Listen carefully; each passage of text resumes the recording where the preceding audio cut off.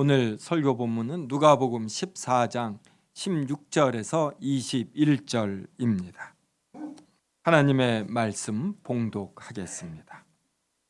이르시되 어떤 사람이 큰 잔치를 베풀고 많은 사람을 청하였더니 잔치할 시각에 그 청하였던 자들에게 종을 보내어 이르되 오소서 모든 것이 준비되었나이다 하매 다 일치하게 사양하여 한 사람은 이르되 나는 밭을 샀음에 아무래도 나가 보아야 하겠으니 청컨대 나를 양해하도록 하라 하고 또 한 사람은 이르되 나는 소 5겨리를 샀음에 시험하러 가니 청컨대 나를 양해하도록 하라 하고 또 한 사람은 이르되 나는 장가 들었으니 그러므로 가지 못하겠노라 하는지라.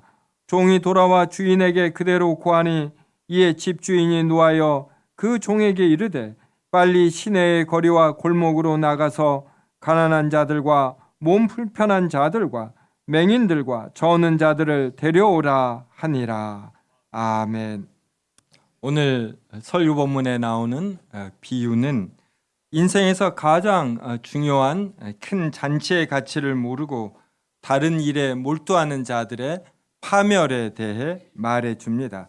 예수님이 말씀하신 오늘 본문에 나오는 큰 잔치란 우리가 이렇게 일상의 생활에서 경험하는 돌잔치, 칠순잔치 이렇게 여러 번 있는 잔치를 의미하지 않고 우리의 구원과 영생이 있는 유일한 가장 큰 천국 잔치를 뜻합니다. 그런데 많은 사람들이 이렇게 중요한 잔치의 가치를 모릅니다. 대신 이 땅을 살아가는데 필요해 보이는, 중요하게 보이는 밭, 소, 또 결혼 이러한 것에 빠져버립니다. 인생에서 경제생활, 결혼생활은 매우 중요합니다. 돈벌이 없이 인생을 살 수 없지요. 그리고 내가 어떠한 직업과 어떠한 경제살이를 하는가, 이것이 나의 자존감, 어떤 명예 이러한 것에 미치는 영향이 큽니다. 결혼 또한 인생에서 얼마나 큰 기쁨, 행복, 안정을 주는지 모릅니다. 그런데 경제생활, 결혼생활은 이 땅에서 끝이 있고 한계가 있습니다. 사람은 반드시 늙고 병들어 죽지 않습니까?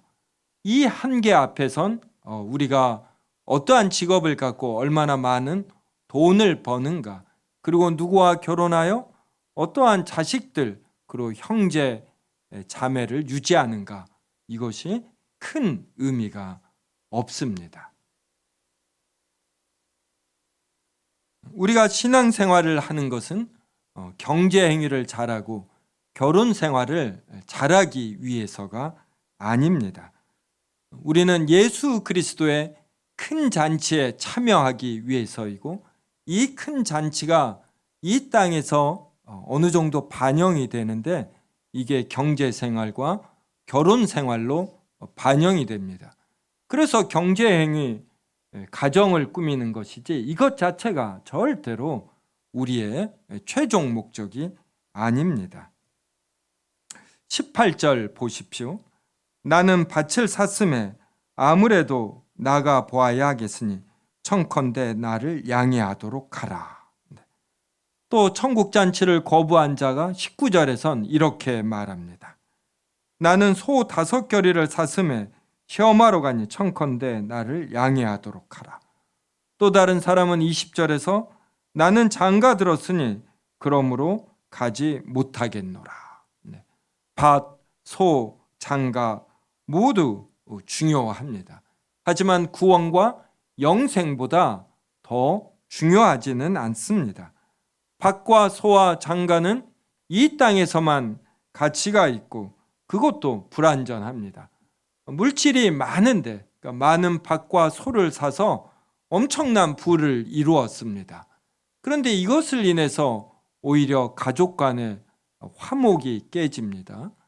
그리고 처음 밭을 사고 소를 살 때는 이 사회에 대한 이해가 생깁니다. 어떻게 이 사회가 작동이 되는지, 그리고 이런 자연에 대한 이해도 생깁니다. 이것이 하나님을 아는데 큰 도움이 되죠. 그런데 어느 선을 넘으면 그때부터는 이미 안 것들의 반복이 되고 이제 조금 더 심해지면은 이제는 이 물질 욕심이 이 사람을 지배합니다. 처음엔 사람이 돈을 벌고 돈으로 인한 유익을 누리지만 어느 정도 선을 넘으면 돈이 사람을 지배합니다. 그리고 돈을 벌게 하는 대상인가 아닌가 이것에 따라 가치가 나뉘는 것이에요.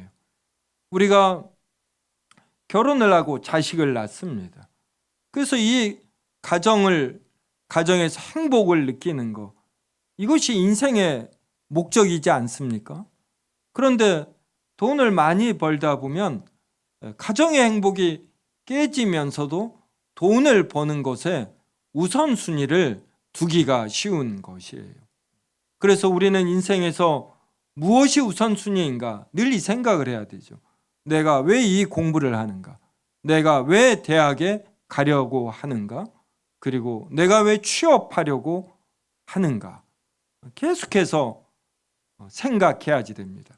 이것을 잃어버리면 그때부터는 자신이 쟁취하려는 목적에 자신이 잠식당해 버립니다. 예수 그리스도로 말미암아 하나님께서 주시는 구원과 영생, 그리고 이 구원과 영생을 누리도록 주시는 새하늘과 새 땅, 이것만이 완전합니다. 그리고 영원합니다. 여기에는 눈물 흘릴 일도 없고 싸움도 분열도 그리고 지루함도 없고 이렇게 낡아짐, 쓰러짐도 없습니다. 그래서 예수님은 천국 잔치에 참여하라고 합니다. 밭을 사는 것, 소를 사는 것, 결혼하는 것 중요하지만 상대적인 중요성과 상대적인 가치가 있지 이것이 절대로 완벽하지 않다라는 것입니다. 여기에 올인하는 사람은 인생의 늙음하게 반드시 후회하게 되어 있습니다. 우리는 하나님의 천국 잔치보다 밭과 소와 가정생활 이것에 우선순위를 두는 혼동에 빠지면 안 됩니다. 신자의 삶은 기본적으로 먹을 것과 입을 것이 있으면 만족해야 하는 삶입니다. 우리가 왜 인생을 삽니까? 먹고 입고 그 다음에 하나님이 심어놓으신 여러 아름다움을 찾아 발견하고 누리는 것이에요. 그런데 밭을 사고 소를 사고 결혼하는 것에 빠져버리면은 며칠 전에 눈이 내렸죠. 이 눈의 아름다움 이러한 것을 누리지 못합니다. 겨울에서 봄으로 가는 길목에서 어떤 공기의 조금 따스함 이것을 누리지 못해요. 이것보다 3월이 되면 내가 해야 할 일이 무엇인가 이 일들에 치여버리는 것입니다. 3월에 무슨 일을 이루어도 인생은 더 행복해지지 않거든요. 그러면 조금 더 다른 목표를 이루면 행복해질까? 이런 식으로 1년, 2년, 10년, 20년, 30년, 40년 살다가 쓸쓸히 늙고 병들어 죽어버리는 것입니다. 신자의 삶이란 바울이 말한 것처럼 비천에 처할 줄도 알고 풍부에 처할 줄도 아는 것입니다. 그러니까 풍부이든 비천이든 하나님의 존재, 하나님이 주신 진리와 아름다움을 찾아 발견하고 누리는 것이에요. 그래서 내적으로 충만한 삶을 사는 것입니다. 주님을 인하여 어떤 상황도 넉넉히 처할 줄 알아야 하죠. 그러니까 감사하고 만족함이 있어야지 됩니다. 자기가 설정해 놓은 어떤 목표가 이루어지지 않을 때 너무 아파하는 것, 이건 신자의 기본적 삶이 아닙니다. 바울은 어떠한 형편에든지 나는 자족하기를 배웠노라, 이렇게 말합니다.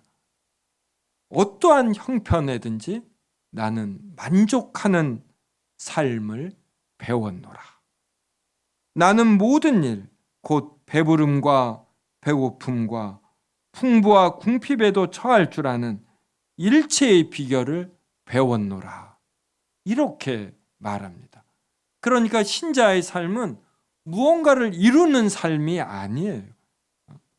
아주 열심히 성실히 살되 어떤 나타난 결과, 이것을 만족해 하는 것입니다.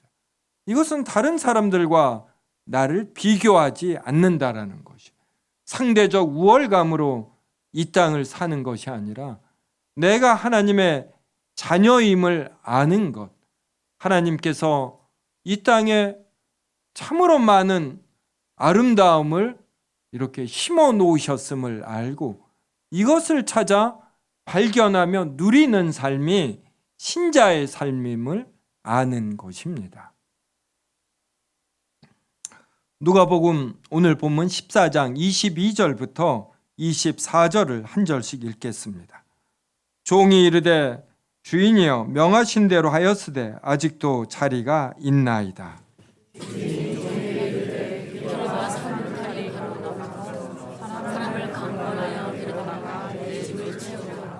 같이 읽겠습니다. 내가 너희에게 말하노니 전에 청하였던 그 사람들은 하나도 내 잔치를 맛보지 못하리라 하였다 하시니라. 네. 성도 여러분, 우리나라의 재벌들 보십시오. 일부 분들은 워낙 돈이 많고 유명해서 우리가 이분들의 어떤 늙어감과 병듦과 죽음을 압니다. 젊어서 돈이 많을 땐 참 좋아 보이지만 이분들이 건강을 잃으면 찾는 이가 없습니다. 그 돈이 많아도 뭐 산에 진미가 있어도 먹지를 못하죠. 제가 오늘 2층에 잠시 갔다 왔거든요. 권사님들이 열심히 식사 준비를 하더라고요. 저는 예배가 끝난 이후 기대가 됩니다. 목사가 11시 예배를 기대해야지 되는데 식사를 기대하니 문제가 있지요. 제가 가장 행복한 사람이에요. 메뉴가 무엇이든 별 상관하지 않습니다. 맛있게 먹을 수 있는 이러한 자세가 되어 있어요. 같이 성도들과 교제하며 먹는 점심보다 더 맛있는 게 있습니까? 10조, 20조의 재산을 가져도 이 마음에 여러 근심이 있으면 자신이 쌓은 10조와 20조의 재산을 누구에게 물려주어 계속 유지되게 할 것인가라는 이런 생각에 빠진 사람은 아무리 좋은 뷔페집에 가도 맛있지가 않는 것입니다. 이러한 천국 잔치에 참여하지 못하는 자들이 있어요. 인생에서 무엇이 가장 중요한지 우선순위를 모르기 때문입니다. 그래서 예수님은 길과 산 울타리가로 나가서 사람을 강권하여 데려다가 내 집을 채우라. 전에 청하였던 이 사람들은 하나도 내 잔치를 맛보지 못하리라, 이렇게 말을 합니다. 성도 여러분, 전도 대상자 카드를 쓰셨는지요? 전도 대상자 카드를 쓰고 그 대상자를 위해 기도하며 전도한다라는 것은 천국의 가치를 안다라는 것입니다. 전도하는 데는 부담이 있습니다. 쑥스러움이 있지요. 기존의 이러한 안정된 분위기를 깨트려야 합니다. 그런데 천국의 가치를 알면 이 분위기를 깨고서라도 전하고 싶은 것입니다. 영원함이 있는, 무한한 아름다움이 묻어있는 그 천국을 소개하고 싶은 것이죠. 인생에서 가장 중요한 것은 예수 그리스도를 아는 지식입니다. 이것을 알지 못하고 아무리 돈을 많이 버는 지식을 알아도 다 쓸쓸히 죽어가요.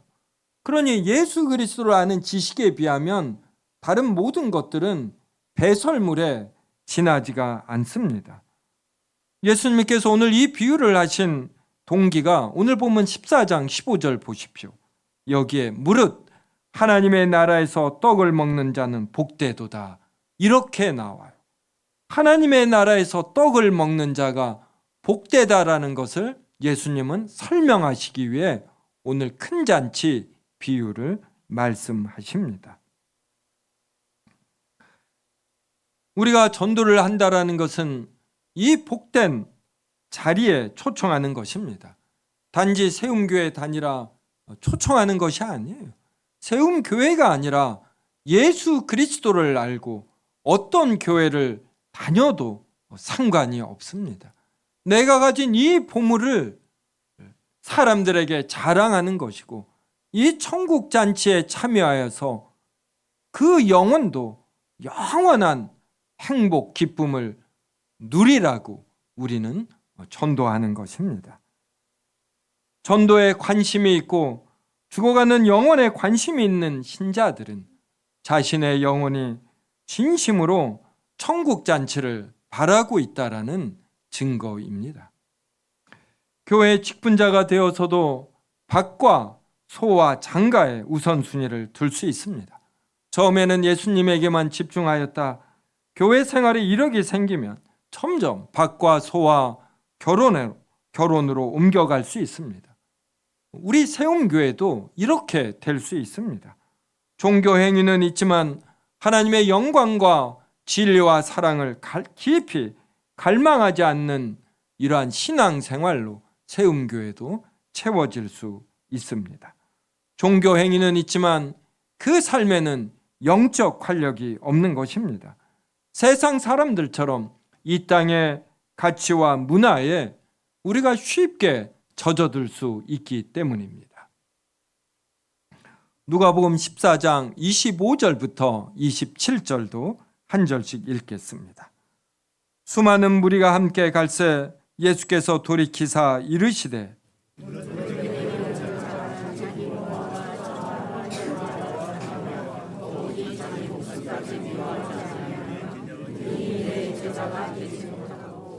같이 읽습니다. 누구든지 자기 십자가를 지고 나를 따르지 않는 자도 능히 내 제자가 되지 못하리라. 예수님의 제자가 된다는 것이 어떤 의미입니까? 방금 읽은 본문 26절에 의하면 자기 부모와 처자와 형제와 자매와 더욱이 자기 목숨까지 미워하는 자입니다. 자기 부모와 처자와 형제와 자매와 심지어 자기 목숨도 이 땅의 유한한 존재와 가치에 지나지 않습니다. 부모, 형제와 처자식이 중요하지만 그들과의 삶이 영원한 것도 아니고 그들과 같이 나누는 삶이 행복하지만도 않습니다.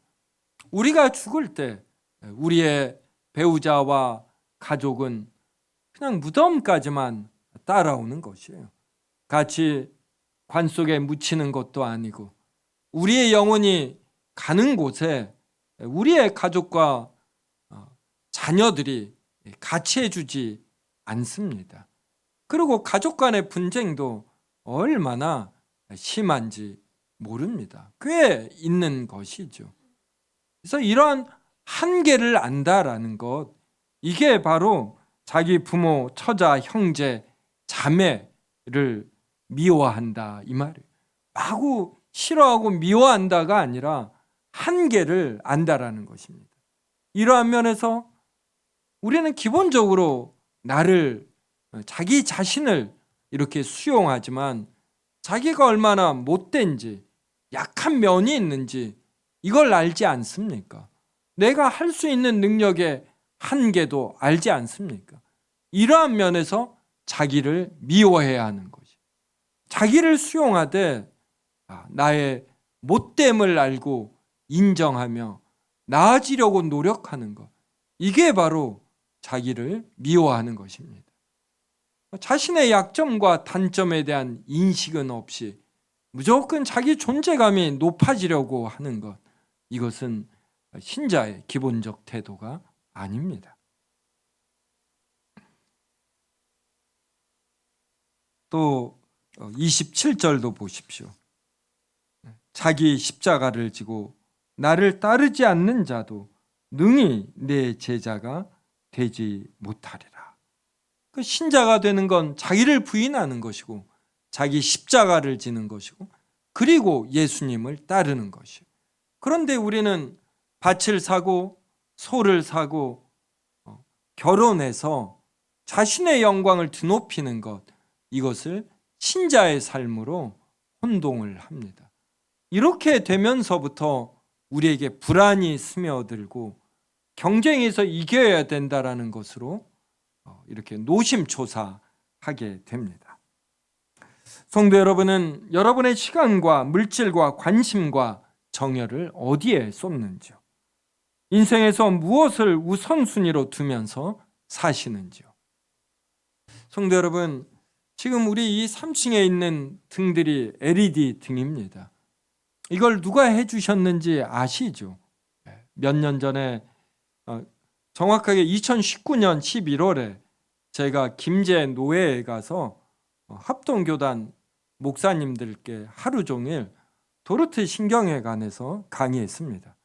그때 장로님 두 분이 참여하셨는데 이분들이 강의가 끝나고 저녁 식사에 그 노회 임원 목사님들과 저를 초청했습니다. 그래서 그때부터 교제가 이어졌습니다. 알고 보니까 이 장로님들이 합동교단의 청장령 멸려연합회라고 50대 초반까지 일을 하는 곳에 임원들이더라고요. 그래서 이 임원들 중심으로 각 지역에 사람들이 모여서 20분 정도가 매일 성경을 읽고 묵상하는 모임을 합니다. 이분들이 이러한 신앙 고백과 교리의 중요성을 알고 열심히 신앙생활을 합니다. 우리 세움교회를 이런 면에서 좋게 보고 이 등을, 형광등을 3층과 4층에 있는 것을 이분들이 돈을 모아 이분들이 자신들의 노동력을 바쳐서 다 바꿨습니다. 1층과 2층은 교회에서 돈을 대고 이분들이 노동력으로 다 바꾸었고 우리 방송시설 설치할 때도 이분들이 일부 돈도 내고 다 노동력을 제공했습니다. 제가 아는 교회 몇 교회도 이런 도움을 받았습니다. 지난주 제가 월요일부터 수요일까지 경주에 가서 하이델베르 요리문답 강의했습니다. 여기에도 몇 분이 참여했습니다. 이분들이 다 사업체가 있고 직장이 있습니다. 그런데 이분들의 삶을 보면은 우선순위가 있어요. 하나님의 말씀을 배우고 그리고 이러한 모임이 있으면 누군가가 격려를 해서 모이게 하는 것입니다. 그래서 이분들의 모임이 계속해서 유지되는 것이에요. 이분들을 보면서 많이 배우고 제가 또 부끄럽기도 합니다. 저 자신의 부끄러움이 있고 우리 세움교회도 잘하고 있지만 더 우선순위가 무엇인 줄 알고 여기에 더 집중하면 좋겠다 이런 생각이 들어요. 토요일 날 웨스민스터 신앙고백 삶을 읽다 성경 공부가 있습니다. 제가 몇 분에게 격려하지요. 참여하라고.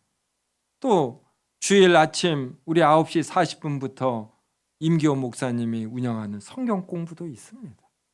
그러면 누군가가 나서서 이렇게 같이 참여하자고 해야지 됩니다. 토요일 날 10시에 성경 공부가 시작하면 11시 반 정도 끝나요. 사람이란 성경 공부만으로 살지 않습니다.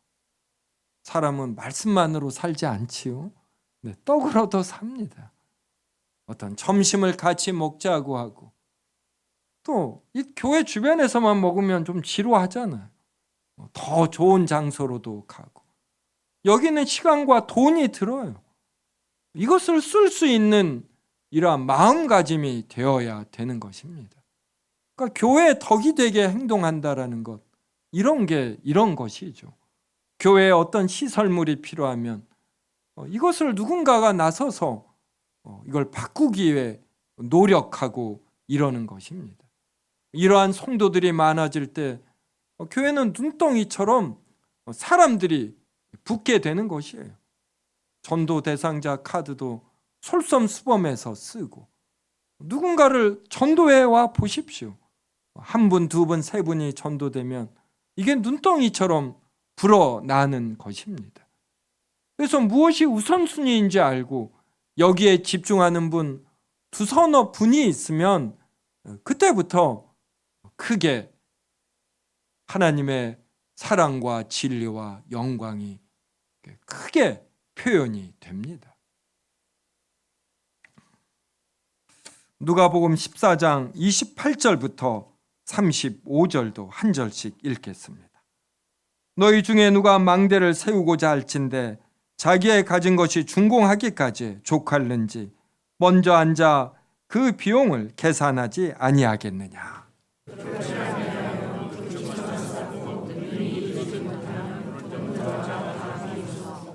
이르되 이 사람이 공사를 시작하고 능히 이루지 못하였다 하리라.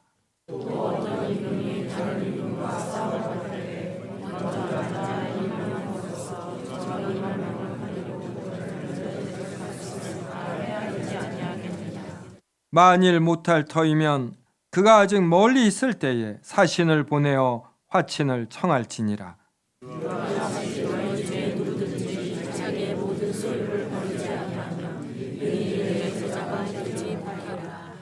소금이 좋은 것이나 소금도 만일 그 맛을 잃으면 무엇으로 짜게 하리요?